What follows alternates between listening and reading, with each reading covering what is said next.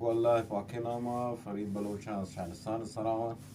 امید کنم که الله رب العزت تمام و جانا صحت و سلامت بکن و هیچ گناه سختی و سوری بگردد.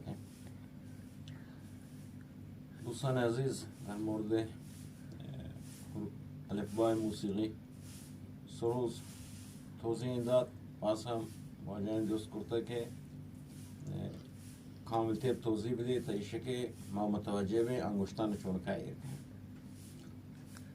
دوستان عزیز، قبل از هر چیز ساز کردن سرود رو همیشه اشاره تاکید کنین که تش شمای سروز ساز مبود از سروز جنگ مشکلات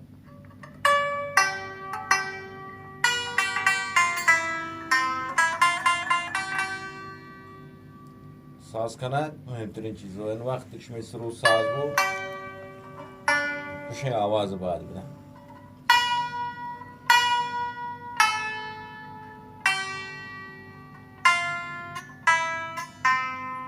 یک دو سه چهار پنج شش. خب الان روزی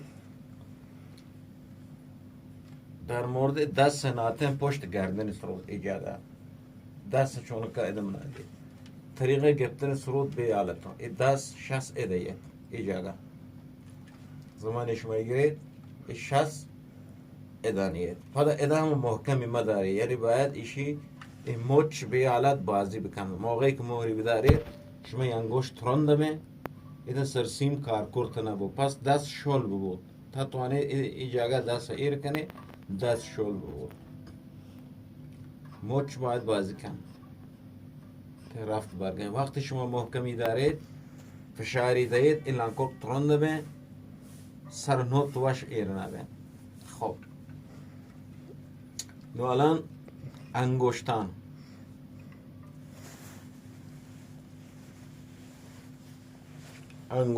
نزدیک گوشی آره دوربینا که دوستان متوجه به انگشت کجا ایر کنه.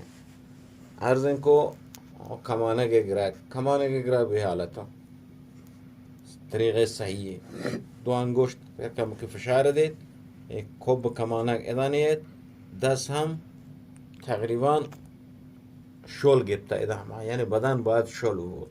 خب ده انگشت اول این انگشت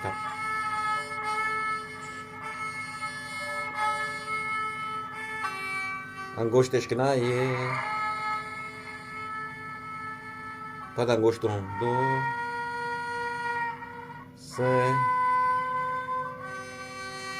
پد برگشت یک دو. حالا ما توضیح دیں که باز مثلا کمانه گا ننادیں که صدای سروس بخاطر که دوستان متوجه ببین اگر دست منادیں مثلا حالت نواختن بجنه دوستان متوجه انگشتان نبین. خب پس چه گفت کنی زمانی که انگشت نادگه بود اولی که انگشت کمانه گی عقب انگشت اول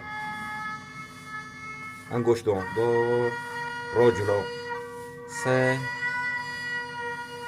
دوباره عقب چهار خالی پدا دوباره توجه کنید دوستان تا کلیپ این توضیح ده وقتی که شما انگشتان جا جای کنید کمانک نباید جدا ببو. پدا دوباره از هم ده که مثلا شما چهار خالی رفته پدا انگشت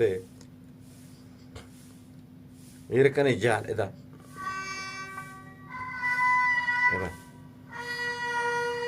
یک رو عقب دو جلو سه عقب چهار خالی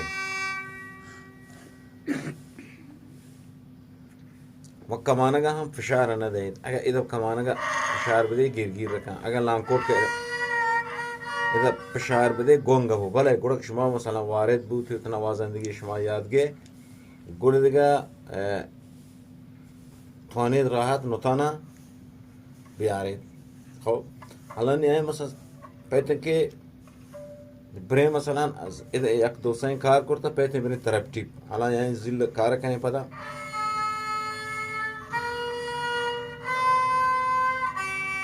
یک دو سه چهار. خب نو پیتن که آن قسمت برای خب اول یعنی کمانک و انگشت با هم رعاده، کمانک و انگشت با هم روین، نه که مثلا پیسر کمانک برو سرسیم پدا بیالت نباید بگو زمانی که ازش چهار خالی رفته نو ایده پدا هنچ که ازدک چهارش خالی رفته از هم ده کمانک حرکت بده.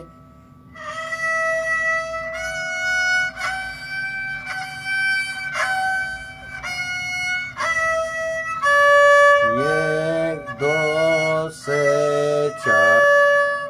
خب پدا پیتش مجدد برگرده هنچو، یعنی کمانک زمان حرکت کو یا عقب انگشت کمانک با هم سرسیم ره. اگر شما مثلا کمانک پیسر برید پدا انگشت منادی خراب بود. بس دوستان توجه کنه این زمانی که شما ازلا یک دو سه کروی ازده چه یک دو سه چهار خالیو نو پیتش آدم پدا دوباره مثلا چهار شما خالی رو آدم ره با هم روی. اگر مثلا چهار شما رفتی پدا خالی بره پدا خراب هماهنگ نوه، باید هماهنگ به کمانک را انگشت هم پیک برو، یعنی انگشت کمانک با هم حرکت کنه، کمانک پدا دوباره عقب کی آئی پدا دوباره انگشت نادی پدا کمانک عقب کشه، پدا انگشت نادی پدا جلوی کشه، یعنی کمانک سیمان نباید جدا بود. اگر از سیم جدا بود کمانک زودتر برو یا انگشت دیرتر برو گره خراب بود. پس دوستان توجه کنه یک بردگاه روین تا اشتا ذهنا مننده.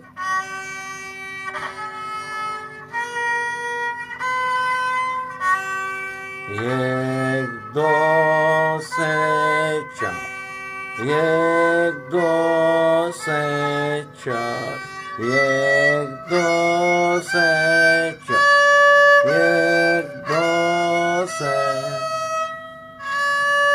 چهار خالی ها. امید کنم که کسانی کلیپ مورد پسند قرار بگیره. الله گنجین رحمتانه باور.